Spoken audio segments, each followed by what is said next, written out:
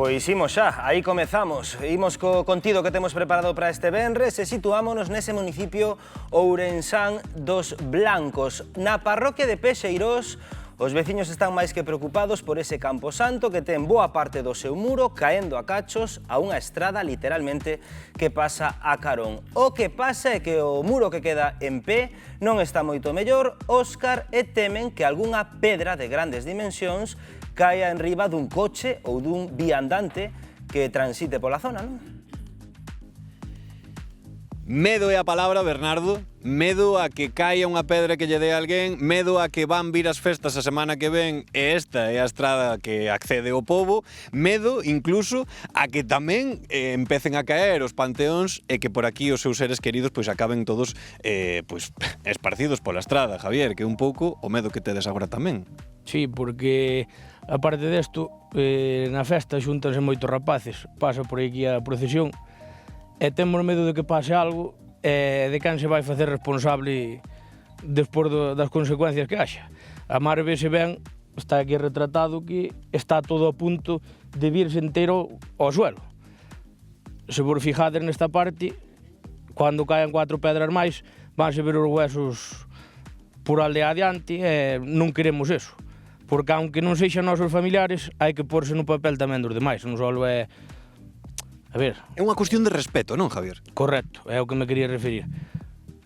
E agora mesmo, claro, vos xa falastedes moitas veces co obispado, falastedes moitas veces, xa vos puxestedes en contacto, pero ninguén vos dá resposta desde o mes de novembro. Pois non, xa levamos moito tempo, o que dice aquí un pouco a Rosa. Nós o que queremos é que nos den un permiso, casi simplemente eso, que nos den un permiso para poder arranxar eso. Si eles non nos arranxan, pois arranxarémonos nós ou arranxaránoslo o ayuntamiento, alguén, pero que nos den unha solución. Porque agora mesmo non tedes nin sequera permiso, aínda que queirades vos arreglalo. Exactamente, aínda que nos queiramos arranxalo nós personalmente, poñendo nosos gastos e poñendo todo os nosos esforzos, por non podemos, porque non hai un permiso para podelo arranxar.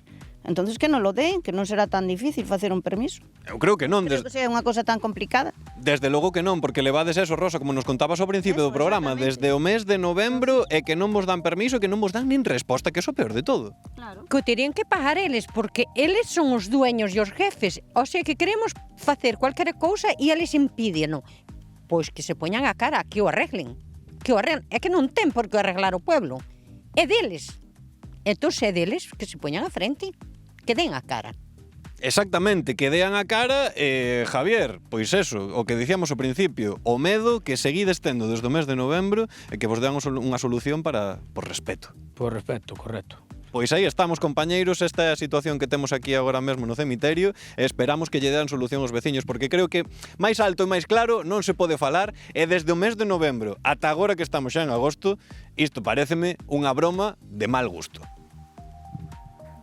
Grazas, Óscar. Hai que dicir que escoitámolo sentir dos veciños, pero no termómetro buscamos resposta. O noso equipo puxos en contacto co obispado sobre este asunto de Pexeirós e dignos, literalmente, que sí que está contemplada a obra para arranxar esa desfeita, pero que depende do papeleo, dos trámites burocráticos, de aí que non saiban canto poderá tardar e de aí a inquedanza dos veciños, Ana. Bueno, pois está claro que unha vez máis estas cousas van moi lentas, as cousas de Palacio van despacio, deben de estar contemplando, pero non máis sentido estrito da palabra, non? Porque están ata dicindo que eles só piden un permiso para arranxar, non, é que isto non ten que ser así, isto é un dereito.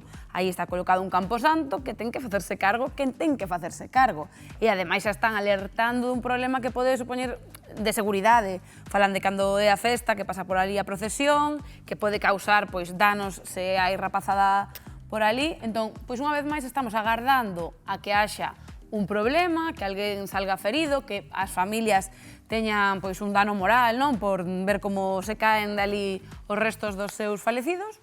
Pasará, entón poñeremos unha solución. E que víamos os cachotes sacaron xusto dunha estrada pois na que fan uso diariamente, pasan coches e mesmo van a andar os veciños, Gloria.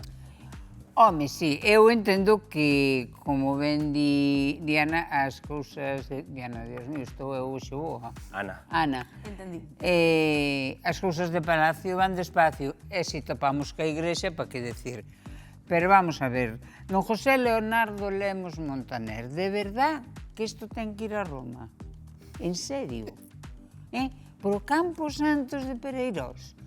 Home, non, delle aí un empurronciño que non pasa nada, ilustrísima. Quero decir, esta xente en calquera momento, pois o que dixo esa boa veciña, que está moi enfadada, que calquera momento os cans van a ir co oso do avó, cuidado, que pode pasar, e non é bonito, é feo. Vale, podese solucionar. E logo pode haber un problema de accidentes, porque o muro ben se viu. Está a caer. E xa avisado que Vese ben, vese ben. Imos confiar nese empurrón, Xos Antón, para que ese arranxo chegue canto antes logo. Aquí vimos cousas moi simpáticas, non? Primeiro que as dúas señoras, unha defendía unha cousa, outra decía non, que o arregle o obispado, non? Sí, claro, cando chega a hora de pagar, sí. Eu estou máis de acordo que o arregle o obispado. Ora ben. Porque o terreno é dele. Claro, ora ben, o obispado hai que dicirlle unha cousa, hai un procedimento administrativo que é moi lento, pero hai un procedimento administrativo que se chama trámite de urxencia, cando hai cousas como esta, na que hai dous componentes. Por un lado está a salubridade, é dicir, dun cementerio onde poden estar os corpos expostos ou o que seña, os huesos ou da xente que está ali, pero por outro lado hai unha estrada que é a estrada principal por onde pasan, que tamén corre risco. Entón, ese trámite de urxencia é casi inmediato, é dicir, non ten que esperar tanta burocracia para facelo. Eu empezo a pensar que na administración e na igrexa tamén, o día que deron eso en directo non foi ningún. Esa asignatura, non? Este caso creo que tamén toca a fibra do sentimento, porque o derrubamento dunha leira onde pastan as vacas doe, por suposto. Pero cando falamos en Galicia dun camposanto, Carla... A ver, claro que doe, porque evidentemente a xente ten moito respeto polos seus mortos, como é totalmente normal, no? En toda a cultura.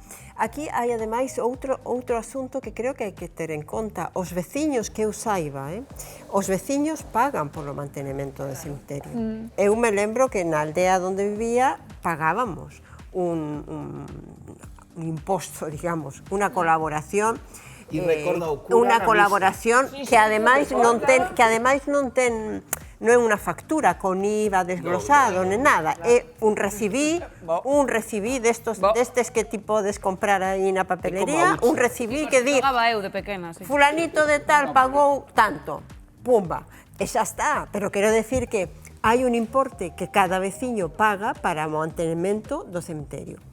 Por outra banda, hai outro elemento que creo que debería entrar aquí en xogo, que é o propio Concello, é dicir, o Concello como entidade de servizo á comunidade debería tamén entrar e presionar o... Sí, pero os camposantos son do obispado. Xa sei, pero quero decir que como interlocutor pode o Concello, o alcalde, chamar perfectamente ao obispado e decir, por favor, temos aquí un grupo de veciños que están esperando que se...